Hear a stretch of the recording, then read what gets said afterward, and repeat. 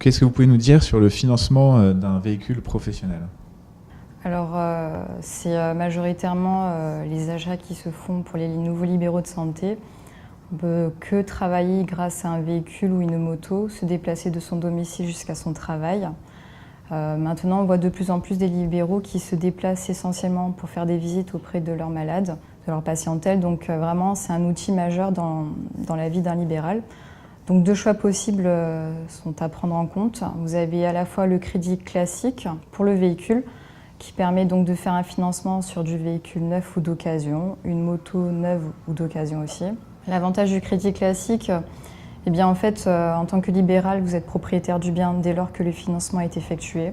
Vous amortissez le bien, vous déduisez les intérêts, les assurances et tous les kilomètres parcourus à titre professionnel. Donc c'est vraiment un avantage dans le sens où voilà, si vous faites énormément de déplacements, là tous les kilomètres sont à prendre en compte pour la déduction fiscale. La durée peut se choisir avec le conseiller selon les mensualités que vous souhaitez. Donc vraiment, c'est vraiment accessible et souple de ce côté-là. On peut faire un apport ou pas de soi-même pour le financement. On n'est pas obligé de faire sur la totalité du montant, contrairement au bail que je vais citer donc par rapport à cela. Le crédit bail, c'est vraiment autre chose.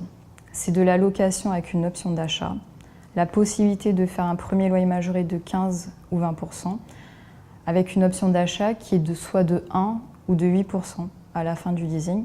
Bien sûr, en tant que libéral, vous pouvez choisir un crédit bail en mensuel ou en annuel ou trimestriel. C'est selon ce que vous désirez, le loyer que vous souhaitez. Le but aussi, là, c'est de déduire fiscalement à hauteur d'un plafond. Donc selon ce que le véhicule consomme en termes de CO2. Si le véhicule consomme moins de 200 grammes de CO2, vous avez la possibilité de déduire jusqu'à 18 900 €. Et à l'inverse, si le véhicule, ou la moto bien sûr, dépasse les 200 grammes de CO2, vous déduisez quand même 9 900 €. Et le but, voilà, c'est de déduire fiscalement, de faire de la location et d'être propriétaire à la fin du leasing avec l'option d'achat de 1 ou 8%.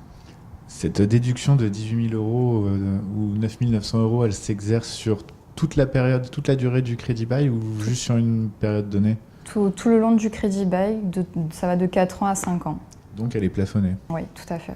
Après, pour tout ce qui est déduction fiscale, que ce soit pour le crédit classique ou le crédit bail, là, le mieux c'est d'être conseillé auprès d'un comptable directement, qui pourra voir avec vous ce qu'il faut amortir ou pas, ce qu'il faut mettre dans les charges, pour pouvoir trouver la meilleure option pour le crédit.